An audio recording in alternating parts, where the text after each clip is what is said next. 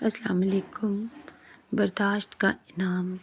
پرانے زمانے کی بات ہے جب خراسان کے آس پاس چھوٹے چھوٹے قصبے اور آبادیاں بسا کرتی تھیں۔ انہی بستیوں کے کونے میں ایک شکستہ سی کچی حویلی تھی جس میں سلامت نامی ایک باوقار مگر نہایت غریب انسان رہتا تھا۔ سلامت سادہ طبیعت، اللہ پر یقین رکھنے والا اور قناعت پسند شخص تھا۔ اس کے پاس نہ کوئی بڑی زمین تھی نہ کوئی کاروبار، صرف مٹی کی ایک جھونپڑی اور 4 افراد کا گھرانہ۔ سلامت، اس کی بیوی حلیمہ، بیٹا ثاقب اور بیٹی نایاب۔ اس غریبی کے باوجود سلامت کا دل ہمیشہ شکر سے بھرا رہتا۔ لوگ اکثر اسے حیرت سے دیکھتے کہ اتنی محنت کے باوجود اس کے حالات کیوں نہیں بدلتے، مگر سلامت مسکرا کر کہتا، میں دل کے سکون کا مالک ہوں۔ دولت تو لمحوں میں آتی جاتی ہے۔ خراسان کے اس پرانے قصبے میں 2 طرح کے لوگ رہتے تھے۔ ایک طرف وہ امراء جن کے گھروں میں آسائشوں کی بھرمار تھی، اور دوسری طرف وہ مزدور جن کے لیے 2 وقت کا کھانا بھی مشکل تھا۔ سلامت کبھی جھوٹ نہ بولتا، کسی کا حق نہ مارتا۔ وہ دن بھر محنت کرتا اور جو ملتا شکر ادا کرتا۔ کبھی کبھی تو فاقہ بھی گزر جاتا، لیکن اس کے چہرے پر شکوے کا سایہ تک نہ ہوتا۔ لیکن سلامت کی زندگی ہمیشہ ایسی نہیں تھی۔ کبھی سلامت بھی قصبے کا ایک کامیاب تاجر تھا۔ اس کی دکان پر لوگوں کا رش لگا رہتا۔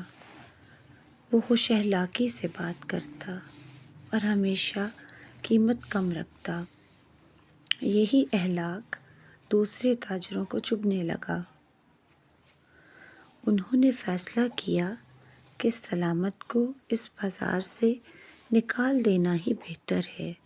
اسی مقصد کے لیے انہوں نے ایک مشہور مگر بدنام تاجر قاسم بن زیاد کو سلامت کے پاس بھیجا۔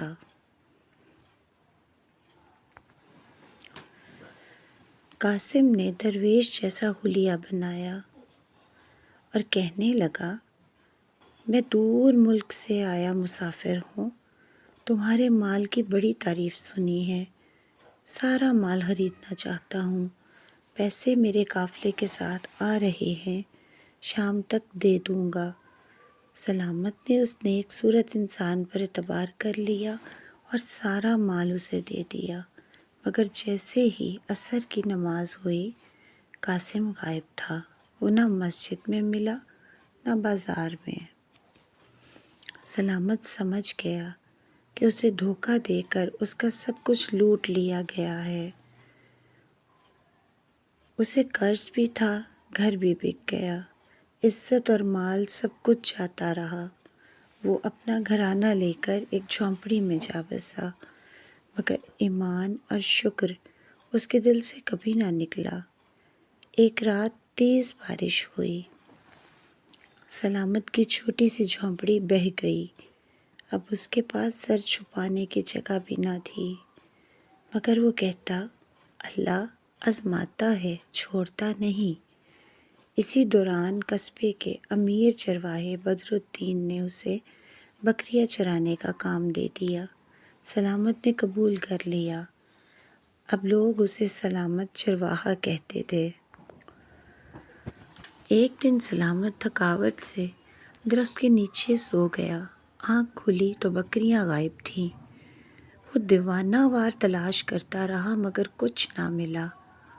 اس نے بدر الدین سے کہا، میں ساری رات تلاش کروں گا، مجھے مہلت دیں۔ مگر بدر الدین نے غصے میں کہا، جب تک میرا نقصان پورا نہ کریں میری غلامی کرو گے۔ سلامت مجبور تھا، لوگوں کی ظالم زبانوں سے بچنے کا یہی راستہ تھا۔ وہ 1 سال بدرالدین کا غلام بن کر کام کرتا رہا۔ آخر بدرالدین کے دل میں نرمی آئی، اس نے سلامت کو آزاد کر دیا۔